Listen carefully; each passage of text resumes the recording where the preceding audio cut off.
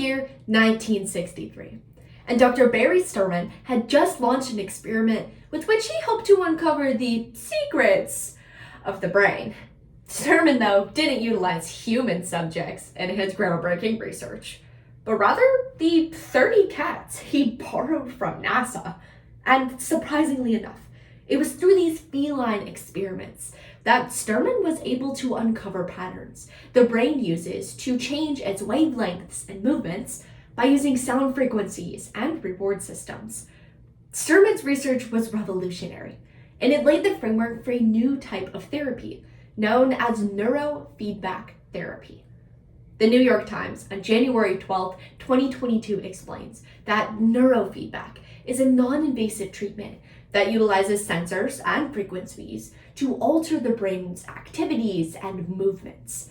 And Forbes writes on March 1st of 2024 that although the science is an inherently new approach, the research around neurofeedback is still both inconclusive and ongoing.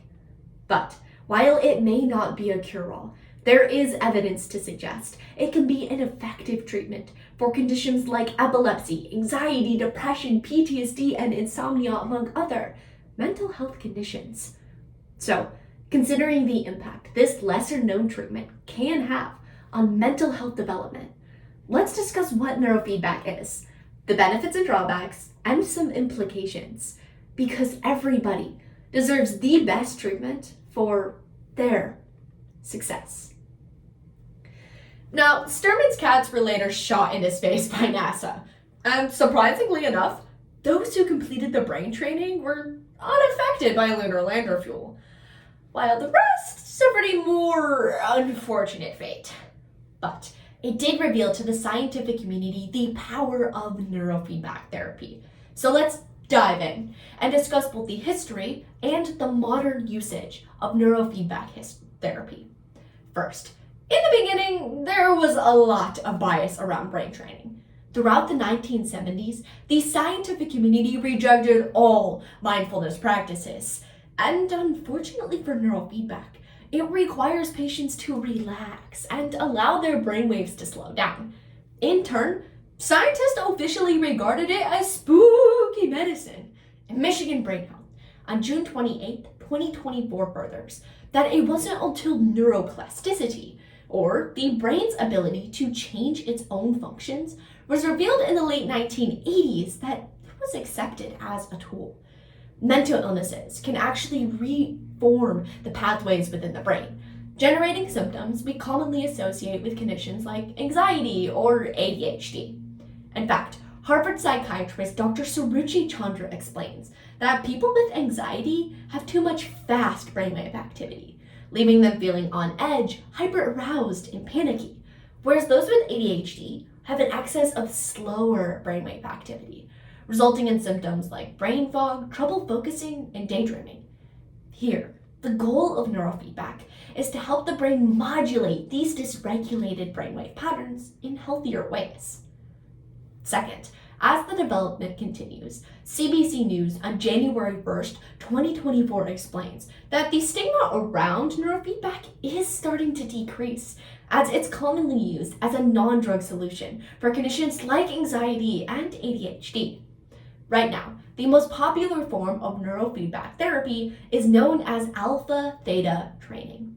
The National Library of Medicine on June 13th, 2023 explains that disrupted brainwave activity can result from mental conditions of any kind. But through neurofeedback, we can work to match the alpha and the theta waves at their peaks to develop healthier brainwave patterns that actually allow the brain to heal itself. Now, the brain doesn't rest in this healing state naturally for very long. So, the goal of neurofeedback is to help the brain maintain this healing state for longer periods of time. Sturman decided to work with cats because they're wildly less obedient than dogs. Challenge accepted. But once he moved away from the cats, he found that the human brain is a lot more stubborn to changes. So, given this barrier to neurofeedback success, let's discuss both the benefits and the drawbacks to neurofeedback therapy. First, Neurofeedback is a segment of a growing trend in daily wellness, known as biohacking. ABC News on June 5th, 2024 explains that neurofeedback and biofeedback are becoming part of the norm, allowing patients to take better control over their own health and well-being.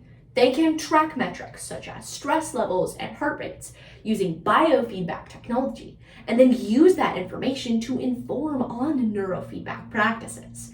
In fact, the National Alliance on Mental Illness, April 25th, 2024 explains that an integrated approach between neurofeedback and biofeedback actually bolsters the strengths of each. For example, a patient can identify a rising heart rate using their watch, and then engage in the moving and breathing techniques learned in neurofeedback that activate healthier brainwave responses to triggering events. This means that patients have better control over their internal processes in the face of highly emotional experiences. However, neurofeedback can also be widely inaccessible. The Washington Post on August 18th, 2023 explains that health providers are reluctant to cover it, and even many doctors aren't aware of neurotherapy options. So it remains largely controversial and hasn't been subjected to gold standard tests, such as double-blind trials that are used in drug testing. Because of that, most insurance companies don't even consider it. But on top of that, the treatments have to be long-term in order for the results to be seen. Dr. Michael G. Quark explains that it can take anywhere from 20 to 30 sessions for the brain to rewire its dysregulated processes. So, for patients looking outside of the bounds of traditional therapy options, neurofeedback can be difficult to access. Speaking of difficult to access, space was originally extremely dangerous for astronauts, but the wonders of Sterman's cats figured out how to strengthen their brains from seizures beyond the bounds of Earth. Now, the bounds of neurofeedback are still being discovered, so let's blast into the future and discuss two implications: pairing with traditional talk therapy and accurate diagnosing. First, neurofeedback doesn't happen on its own. Dr. Robert Barrick explains that the combination between neurofeedback and traditional talk therapy is necessary and powerful because neurofeedback changes the body's responses to emotions and experiences. This means topics discussed in traditional talk therapy can help be actualized with neurofeedback. However, for patients who opt to only use neurofeedback, it can actually lead to the intellectualizing of emotions. The National Alliance on Mental Illness, August 13th, 2024 explains that this is a psychological defense mechanism where you avoid feeling and processing negative emotions by using logic and reasoning to explain their existence. So, when neurofeedback provides a more scientific solution to mental illnesses, it can actually serve as a barrier to the processing that's necessary to overcome mental illness, rather than just mitigating their effects. Finally, the technology used in neurofeedback can help doctors make more accurate diagnoses. Psychiatrist Dr. Stuart Nell explains in 2025 that mental illnesses are extremely difficult to diagnose because of overlapping symptoms. For example, 50% of children with ADHD have anxiety. However, not all children with anxiety have ADHD. Unfortunately, this has led to countless misdiagnoses, especially within women and children who display their symptoms differently.